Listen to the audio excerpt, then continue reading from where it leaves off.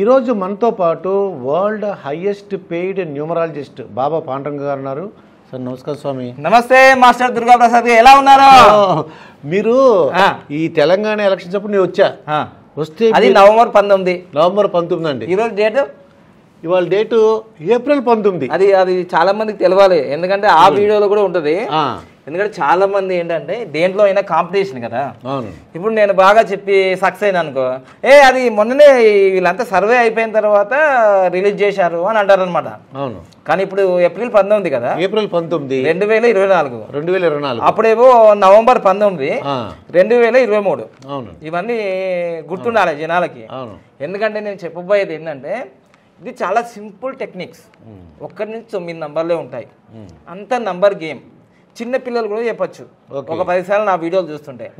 దీంట్లో ఆశ్చర్యం ఏం లేదు, ఇది నిజంగా బ్రహ్మ విద్యనే, రహస్య విద్యనే. కానీ ఒక్కొక్కసారి నేను చెప్పింది కూడా ఒక్కొక్కసారి మిస్టేక్ కావచ్చు.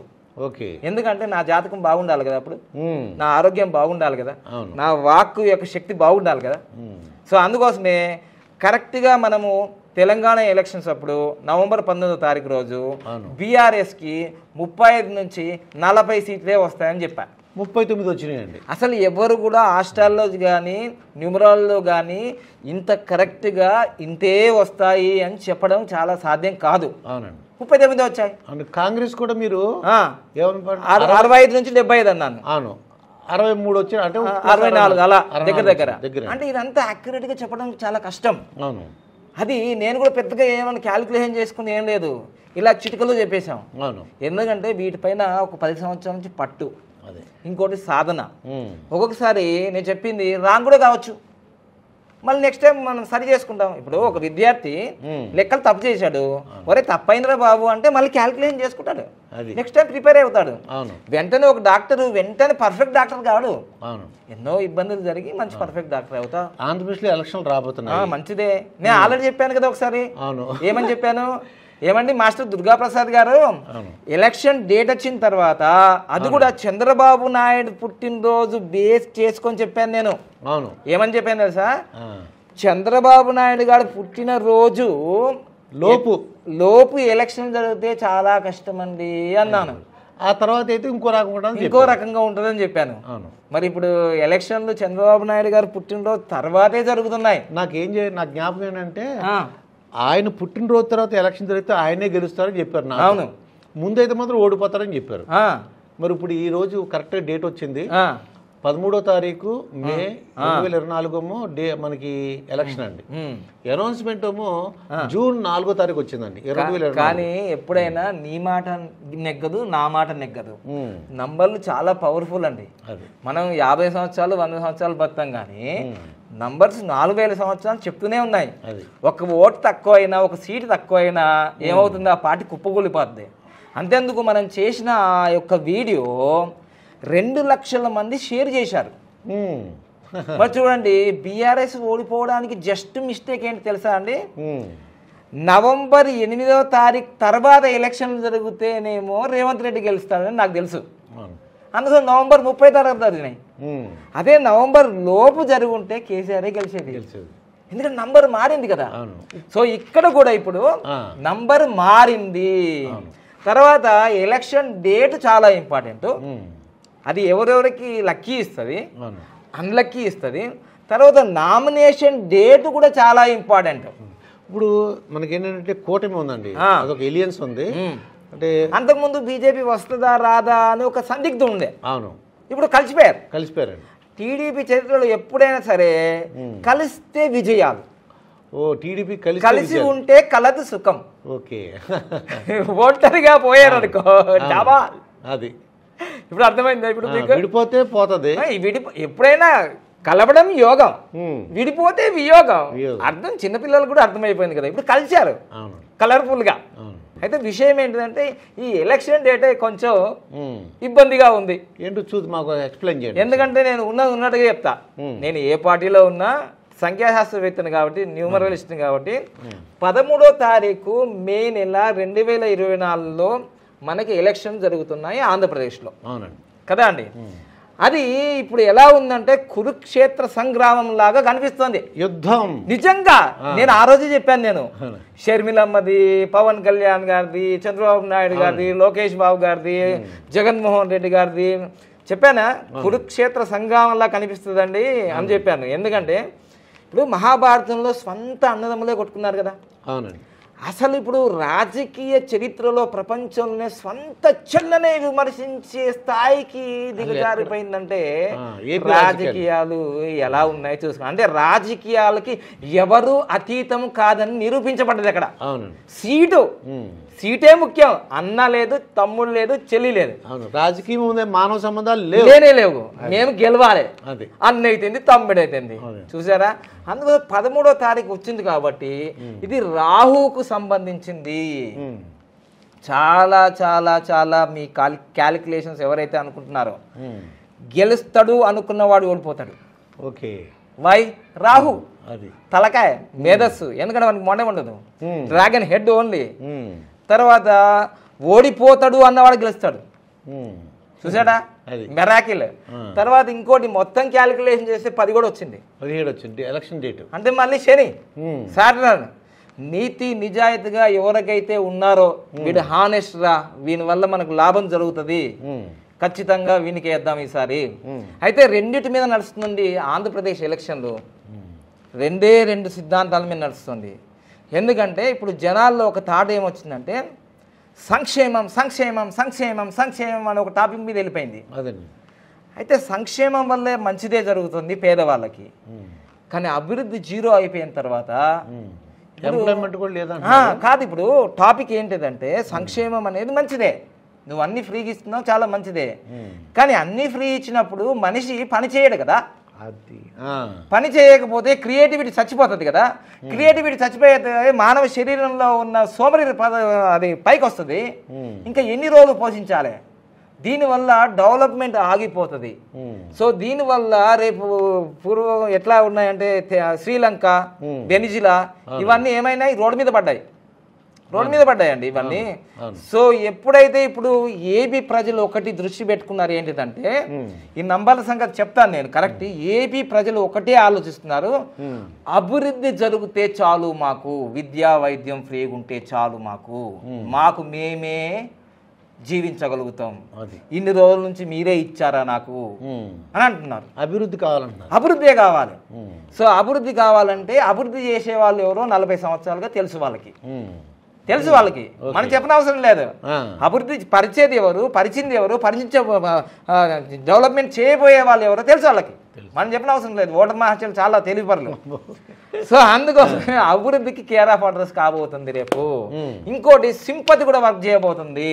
సింపతి ఏంటి తెలుసా? అరే ఒక్కసారి చూసాము, రెండోసారి చూసాము, పాపం ఈసారి వేసేద్దాం. ఎవరికి? పవర్ స్టార్కి. అది పాపం ఇన్ని రోజుల నుంచి 10 సంవత్సరాలు పార్టీ అయింది, ఇప్పటి వరకు అసెంబ్లీలో ఈ పార్టీ అడుగు పెట్టలేరు. ఒక్కడు గెలిచాడు కానీ వాడు కూడా అక్కడ వెళ్ళిపోయాడు అని ఒక ఆలోచన చేస్తున్నారు. లాస్ట్ కంటే నంబర్లు చాలా డిఫరెంట్ గా ఉన్నాయి. పవన్ కళ్యాణ్ గారికి కానీ చంద్రబాబు నాయుడుకి కానీ అపోజిట్ గా ఉంది ఎలక్షన్ డేట్. లోకేష్ బాబు గారికి ఏమో న్యూట్రల్లో ఉంది. న్యూట్రల్లో ఉంది. గెలవచ్చు, ఓడిపోవచ్చు అనే న్యూట్రల్లో ఉంది. నేను డైరెక్ట్గా చెప్తున్నాను ఇక్కడ. కానీ ఇప్పుడు ఈ వీడియో చూసిన తర్వాత నామినేషన్ డేట్ వేయడం అనేది ఒక చిటిక లైఫ్ ని మార్చేస్తుంది వీళ్ళది. అయితే చంద్రబాబు నాయుడు గారు 19వ తారీఖు వేస్తున్నారు. అది అందుకోసమే లక్కీ డేట్ 19 అంటే 1/10/1928. ఇప్పటి వరకు మీరు నాకు ఈ న్యూస్ చెప్పనంత వరకు నాకు తెలియదు. నామినేషన్ ఎవరు ఏమేస్తున్నారో నాకు తెలియదు.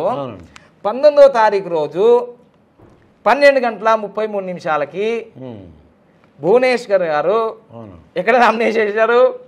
చంద్రబాబు నాయుడు తరఫున వేశారండి. ఎక్కడ వేశారు? కుప్పంలో వేశారు. వేసేసారుగా, ఆల్రెడీ అయిపోయింది. సో అందుకోసం వీళ్ళకి ఇప్పుడు ఆ 13వ తారీఖుకి లక్కీ నంబర్ 1 కాబట్టి నామినేషన్ 19వ తారీఖు వేశారు కాబట్టి అద్భుతమైన విజయం సాధిస్తారు. ఓ అద్భుతమైన విజయం ఉంటుంది. ఎందుకంటే ఇక్కడ మనకు 13వ తారీఖు 4వ తారీఖు అనేది రాహుకు సంబంధించింది. వీళ్ళకి లక్కీ నంబర్ ఏంటిదంటే 1, 6, 7 వాళ్ళకే. అంటే 1వ తారీఖు, 10వ తారీఖు, 19వ తారీఖు, 28వ తారీఖు వాళ్ళు డెఫినెట్లీ గెలుస్తారు. అంటే 10వ తారీఖు బాలకృష్ణ గారు గెలుస్తారు. బాలకృష్ణ గెలుస్తారు ఖచ్చితంగా. ఎందుకంటే ఇది లక్కీ నంబర్ వాళ్ళ కోసమే వచ్చింది. ఇది ఓకే, నేను చెప్పేది కాదు, ఇది నిజంగా న్యూమరాలజీ నుంచి వచ్చింది. నాకు సొంత పైతే ఇక్కడ లేదు. అయితే ఇక్కడ 2 నంబర్లో 2, 11, 20, 29లో పుట్టిన వాళ్ళకు అన్లక్కీ నంబర్ అయిపోయింది ఇది. సో అందుకోసమే వీళ్ళు నామినేషన్ 1, 10, 19, 28లో 28 వరకు ఉండదు. వాళ్ళకి ఇన్ఫర్మేషన్ ఇల్లు ఉంటుందండి, మీరు ఒకసారి చెప్పారు. ఎందుకంటే నేను ఒక 3 నెలలు 6 నెలలు ఆ పార్టీలో పనిచేశాను కాబట్టి ఇక్కడ ఉన్న తెలుగుదేశము టీడీపీ వాళ్ళు నాతో చాలా సన్నిహితంగా తిరిగారు కాబట్టి 1, 10, 19 కదా, నిన్ననే స్టార్ట్ అయింది కదా 18. సో అందులో ఈరోజు శుక్రవారం చాలా అద్భుతమైన ముహూర్తంలో వాళ్ళు స్టార్ట్ చేశారు. ఇది ఇంకా విజయం ఆయనకే. అసలు ఇదే ఇక్కడనే స్టార్టింగ్. ఇది వాళ్ళు మొదలు పెట్టారు కదా యుద్ధం, శంకారావం అంటారు చూడండి, అది మొదలు పెట్టారు. నామినేషన్ 19 అనేది చాలా అద్భుతం. ఓకేనా? సో అదే ఒక పాజిటివ్ ఇక్కడ. అయితే చంద్రబాబు నాయుడు గారు కూటమి డెఫినెట్ గా గెలవడానికి అవకాశం ఉంది. 19 నామినేషన్, ఎందుకంటే లీడర్ ఆయనే కదా, మొత్తం లీడర్ ఆయన రథసారథి ఆయనే కదా. అందుకోసమే ఆయన 19వ తారీఖు వేయడం అనేది ఒక పాజిటివ్ వైబ్రేషన్. ఓకే, దట్టు వాళ్ళ మిస్సెస్ కాబట్టి. ఇంకోటి చాలా బాగుంటుంది. ఇంకొకటి నేను ఇంతకు ముందే చెప్పాను ఏంటంటే, ఆయనకి అంటే ఎలక్షన్లో గెలవాలంటే ఖచ్చితంగా ఈ నంబర్స్ రావాలండి. ఎలక్షన్లో గెలవాలంటే ఈ నంబర్స్ రావాలి. అంటే వాళ్ళ పర్సనల్ నంబర్ ఇది రావాలన్నమాట. సో ఎప్పుడైనా సరే వాళ్ళు ఎలక్షన్లో, ఇప్పుడు చంద్రబాబు నాయుడు గారు మనకు 1995లో సెప్టెంబర్ 1వ తారీఖు ప్రమాణ స్వీకారం చేశారు ఫస్ట్ సీఎంగా. 1వ తారీఖు చూడండి మీరు. మళ్ళీ 1999లో చేశారు. అయితే ఆ పర్సనల్ ఇయర్ నంబర్లో దీంట్లో నుంచి వచ్చినాయి.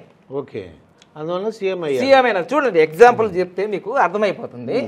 ఆయన మనకు 20వ తారీఖు ఏప్రిల్ 1995 కదండి. అవునండి. ఆయన పర్సనల్ ఇయర్ నంబర్ మనం క్యాలిక్యులేషన్ చేస్తాం. ఇది మొత్తం కొడితే 6 అండి. ఓకే, 2 + 4 6 అండి. ఇది 10 అండి. సో ఇది మనకు 14 అండి. 14 అంటే 5 అనుకుందాం. సో ఇప్పుడు మనకు 21 వచ్చిందండి. వచ్చింది కదండి. 21 3 వచ్చిందండి. సో పర్సనల్ ఇయర్ 3 వచ్చింది కదండి. ఇక్కడ 3 ఉంది కదండి. 3 ఉంది. ఇది పొలిటికల్ నంబర్స్. ఈ పొలిటికల్ నెంబరు ఆయన మొదటిసారి ప్రమాణం చేసినప్పుడు మొత్తం 3 కలిపితే 3 వచ్చింది. ఆయన డేట్ ఆఫ్ బర్త్ ఎప్పుడు? 20 ఏప్రిల్ 1995. సో ఆ సంవత్సరం ఆయనకు 3 నంబర్ వచ్చింది. అంటే గురువు పర్సనల్ ఇయర్ నంబర్ గురువు వచ్చింది. దానివల్ల ఆయన సీఎం అయ్యాడు. లాస్ట్ ఇయర్ ఏమైంది తెలుసా అండి? 2019లో ఎందుకు ఓడిపోయాడు అంటే ఈజీగా చేసుకోవచ్చు మనం. 2019 కదండి. ఇప్పుడు ఇది అయితే 6 ఉంటుంది. 2019 అంటే ఇదిగో చూడండి, ఇది 10 అండి. ఇది 2 12. 12 + 6 ఎంత అవుతుందండి? 12 + 6 18. యుద్ధం జరిగిందండి ఓడిపోయినందుకోసం. అది 18 యుద్ధం. అది చూసారా? అంటే ఈ పర్సనల్ ఇయర్ నంబర్ చాలా మోల్డ్ చేస్తారు లైఫ్ లో. ఈ సంవత్సరం ఏం జరుగుతుందంటే, ఎలక్షన్ డేటు పుట్టినరోజు తర్వాత వస్తుంది కదా, 13 వెళ్ళి 13 అంటే 4 వస్తుంది. అసలు తగ్గ పవర్. మొన్న కేసీఆర్ కి రేవంత్ రెడ్డికి ఎలా ఉందో మంచి టఫ్ ఫైట్ ఇప్పుడు కూడా అక్కడ అదే టఫ్ ఫైట్ వీళ్ళకి ఇద్దరికే. అసలు టీడీపీ వైసీపీ టఫ్ ఫైట్. అవును. అయితే ఇప్పుడు ఈ 13 నంబర్ ఏమో ఎవరికి? జగన్మోహన్ రెడ్డికి వస్తుంది. అది డిసెంబర్ వరకు ఉంటుంది 13 నంబరు. ఆయనకు అవకాశం ఉంది, 4 వచ్చింది కాబట్టి. బాగా గుర్తుంచుకోండి, ఇక్కడ ఎవరికి కాదు, వీడియో క్లారిటీ ఇస్తుందని, ఏ పార్టీకి సంబంధించింది కాదు. ఎందుకంటే జగన్మోహన్ రెడ్డిది కూడా 21/12/2024 కదండి. సో ఆయనది ఇంకా ఈ డేట్ ఆఫ్ బర్త్ రాలేదు, అప్పటికి ఈ ముందే జరుగుతున్నాయి ఎలక్షన్లు. సో ఇది 3 ఇది 3 అండి. ఇది 3 ఇది 3 6 అండి. 6 +8 8 అంటే 14. అంటే ఎప్పుడు 14 వస్తుందండి? డిసెంబర్ 21వ తారీఖు 14 వస్తుంది. అవును, ఇంకా రాలేదు కదా, రాలేదు, 13 ఉంది. అయితే 13 ఉంది కాబట్టి ఈ పర్సనల్ ఇయర్ నెంబర్ 4 వచ్చినప్పుడు కూడా వాళ్ళు విజయాలు సాధించే అవకాశం ఉంది. అంటే ఇప్పుడు చాలా టఫ్ ఫైట్ ఉంటుంది. ఇప్పుడు అది సిద్ధం అంటున్నారు కదా బ్యానర్, ఇక్కడ యుద్ధం, మేము సిద్ధం అంటున్నారు కదా వీళ్ళు. సో అట్లా టఫ్ ఫైట్ ఉంది. అయితే ఇప్పుడు చంద్రబాబు నాయుడు గారికి 2024లో 14 నంబర్ వచ్చింది. 14 నంబర్ అంటే ప్రపంచాన్ని ఆకర్షించే నంబరు, మధ్యలో ఉంటుంది 5 నంబరు. అందుకోసమే బీజేపీ, జనసేన అందరినీ కలుపుకున్నాడు. అది ఈ టీడీపీ, జనసేన, బీజేపీ, అది 5 వచ్చింది. 5 నంబర్ అంటే 5 నంబర్ని ఏమంటారంటే యూనివర్సల్ నంబర్ అంటారు. యూనివర్సల్ నెంబర్ 5ని universal master key number. Universal master key number కాబట్టి చాలా ఆకర్షణ పెరిగిపోతుంది. సో అది అంటే ఈరోజు ఒక ప్లస్ పాయింట్ ఏంటిదంటే 19th రోజు నామినేషన్, అది ప్లస్ పాయింట్, పెద్ద ప్లస్ పాయింట్, పెద్దది, చాలా బిగ్ అచీవ్మెంట్. ఓకేనా, ఇక్కడే గెలిచినట్టు తెలిసిపోయింది. ఇదే అందుకోసం ఇక్కడ చెప్పాను కదా 1 వచ్చేసింది కాబట్టి అది పెద్ద ప్లస్ పాయింట్. అది అయిపోయిందా? తర్వాత ఇక్కడ 5 రావడం, 1కి 5కి చాలా మంచి కాంబినేషన్. మంచి కాంబినేషన్ అంటే యూనివర్సల్ మాస్టర్ కీ నంబర్. ఓకేనా? సో మీ అందరికీ తెలుసు ఇంకా ఆంధ్రప్రదేశ్లో కొన్ని డ్రామాలు జరుగుతున్నాయి అనేది, గులకరాలు, ఇవన్నీ అంటే నేను మీలాంటి వాళ్ళు చెప్తుండే. ఎందుకంటే ఇదంతా ప్రశాంత్ కిషోర్ డ్రామా కంపెనీ నుంచి వచ్చిన టిప్స్.